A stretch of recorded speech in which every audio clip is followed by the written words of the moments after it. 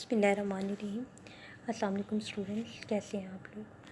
Student, आप लोगों के जो एथनोबॉटनी का पेपर है उसका आज जो है हम दूसरा टॉपिक शुरू करेंगे। सीरियल्स ख़त्म हो गया है, आज हम उसका नेक्स्ट टॉपिक जो है आपकी नेक्स्ट आउटलाइन से स्टार्ट करेंगे, जो कि है पल्सेस। पल्सेस क्या होती हैं?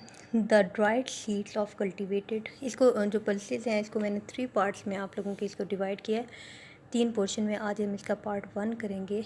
तो सबसे पहले जो है हम पल्सेस का देख लेते हैं कि अगर आपको इसमें ये वाज़ेह नहीं नज़र आ रही तो आपके पास जो नोट्स हैं आप उन्हें निकाल के उन नोट्स को अपने सामने रखें और ये लेक्चर सुनती रहें। तो पल्सेस होते क्या हैं? The dried seeds of cultivated plants belonging to the family Fabaceae are consumed as food are known as pulses।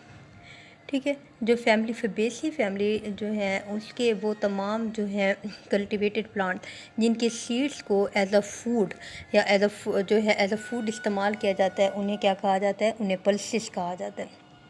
तो फेबेसी प्लांट्स के जो हैं वो तमाम पौधे जिनके सीड्स को एज अ फूड प्लांट जो हम इस्तेमाल करते हैं, उन सीड्स को, उनके ड्राई किए हुए सीड्स को पल्सेस कहा जाता है। Pulses are next in importance to cereals because of higher proteins and carbohydrate contents। Pulses क्यों important है? क्योंकि इनमें higher protein और carbohydrate content होता है। The pulses have the highest percentage of protein in plant product and a very good substitute of animal protein।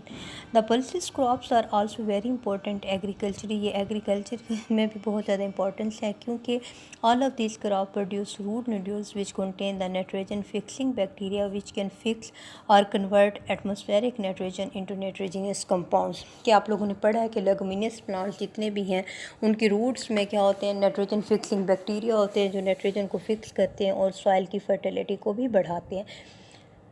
तो Leguminosae family के plants ना सिर्फ जो हैं पल्सेस के लिए इंपॉर्टेंट हैं बल्कि ये क्या है? सॉइल की फर्टिलिटी को भी नाइट्रोजन फिक्सिंग बैक्टीरिया के ज़रिए बढ़ाते हैं। So when crop is harvested, the nodules remain in the soil and increase the fertility of the soil, providing nitrates। Pulses crop belong to family Leguminaceae।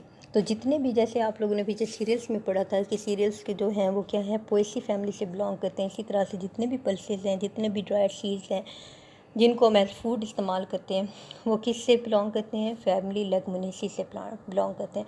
ये important वो तमाम उन प्लांट्स की list है आगे जो कि क्या है? एज इम्पोर्टेंट पल्सेस जो हैं वो यूज़ होती हैं। आज जो है हम फर्स्ट थ्री प्लांट्स जिनके सीड्स एज अ पल्सेस इस्तेमाल होते हैं, आज हम उनको डिस्कस करेंगे। वो कौन कौन से हैं? सबसे पहला जो है वो कैचनस कैचन, जिसे पिजन पी या जिसको अरहर दाल भी कहा जाता है, वो करेंगे हम कि कैचनस कैचन क्या है। दूसरा साइसर एरिटिनम, वो कौन सा जो ग्राम है या जिसे हम चना कहते हैं, दूसरा हमने ये प्लांट करना है। और तीसरा जो है वो सिम्पोसिस टेट्रागोनोलोबा, जिसे गोहर फली भी कहा जाता है। ये 3 प्लांट जो हैं वो आज के लेक्चर में हम डिस्कस करेंगे। तो सबसे पहला प्लांट हम करते हैं, ये देखें कैचनस कैचन या पिजन पी या अरहर दाल जो होती है वो क्या होती है। Pigeon P is the 5th most important crop in the world. In Pakistan it is cultivated on large scale. Pakistan में ये लार्ज स्केल पे होती है। इन प्रोवेंस कहाँ पर? सिंध में और स्मॉल स्केल में ये पंजाब में भी होती है। It could be cultivated as annual या पीरियल। इस प्लांट को ग्रो करवाया जाता है, but annual yields more seeds than the perennials.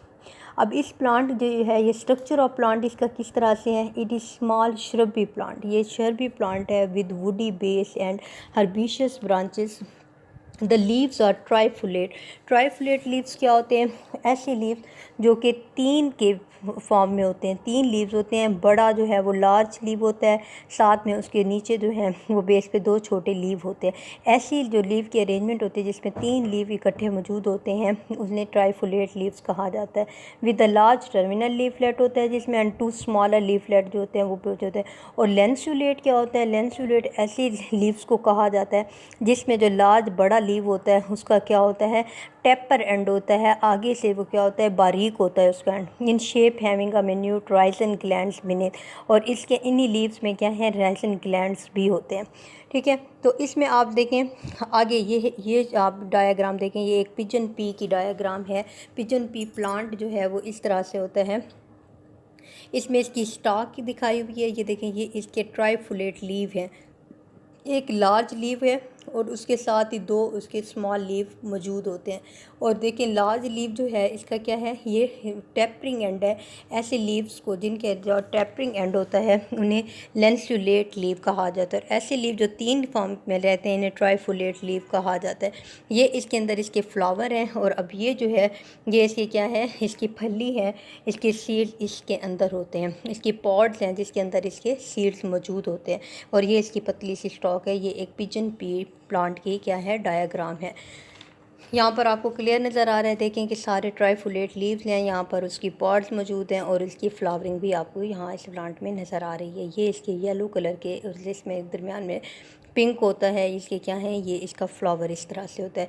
अब ये इसके सीड है, ये सीड जो हैं इसके क्या स्प्लिट किए हुए हैं, ये स्प्लिट किया हुआ सीड है। और जो वो दाल की अरहर दाल की फॉर्म में जो आप लोग खाते भी हैं, हम लोग घरों में इस्तेमाल भी करते हैं, ये उस फॉर्म में स्प्लिट होने के बाद ये सीड जो है ये क्या है, प्योरीफाई किया हुआ सीड है जिसे हम लोग एज अ फूड इस्तेमाल करते हैं।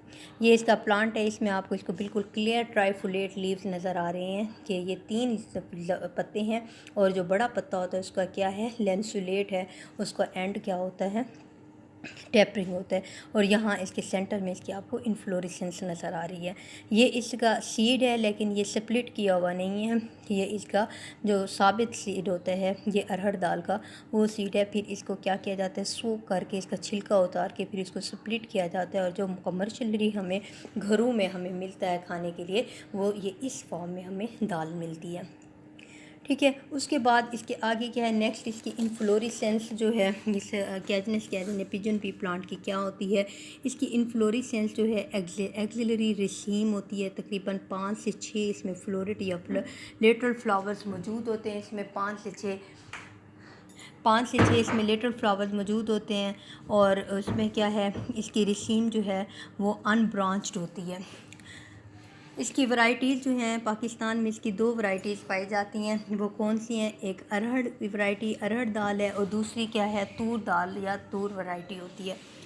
These 2 varieties could easily be distinguish by colour. इन दोनों वैरायटीज़ को हम कलर से इनके क्या है एक दूसरे से डिस्टिंग्विश कर सकते हैं।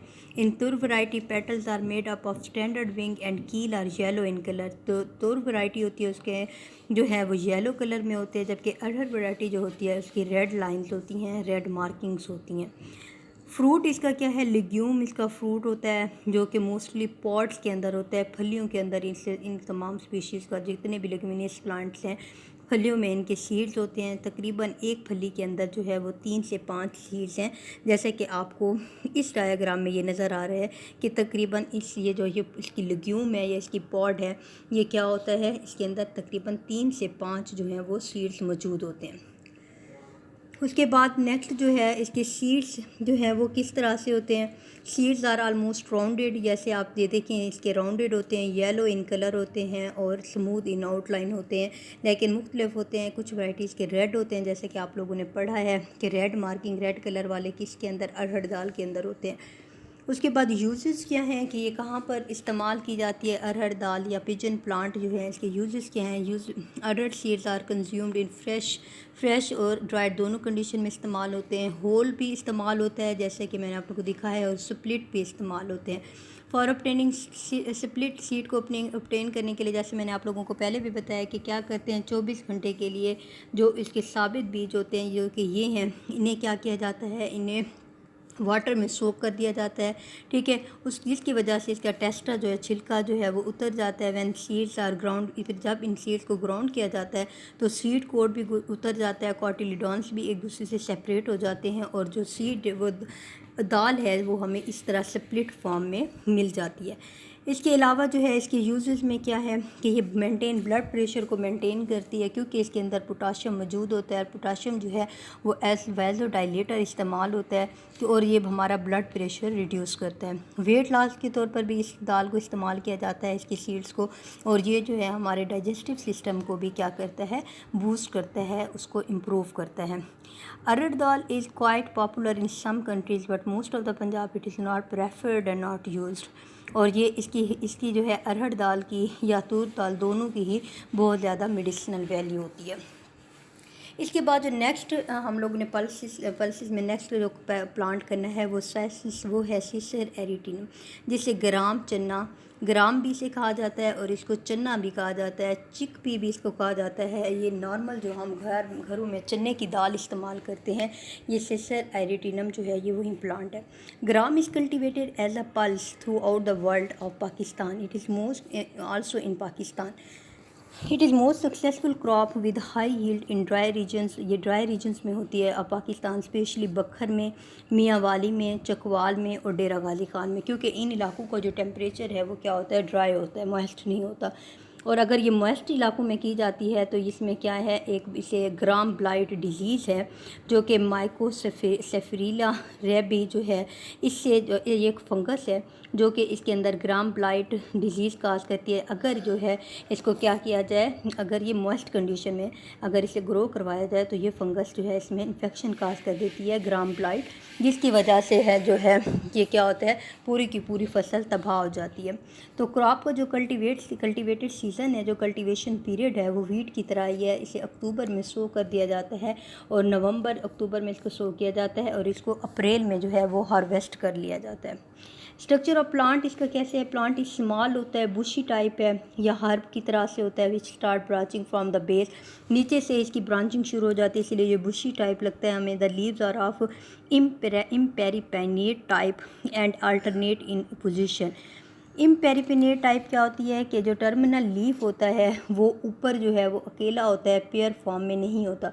जो नीचे वाले लीफ होते हैं वो सारे पेयर फॉर्म में होते हैं, जबकि ऊपर वाला लीफ जो है वो अलोन होता है। ऐसी अरेंजमेंट को जो है वो इम्पेरिपेनिएट अरेंजमेंट कहा जाता है।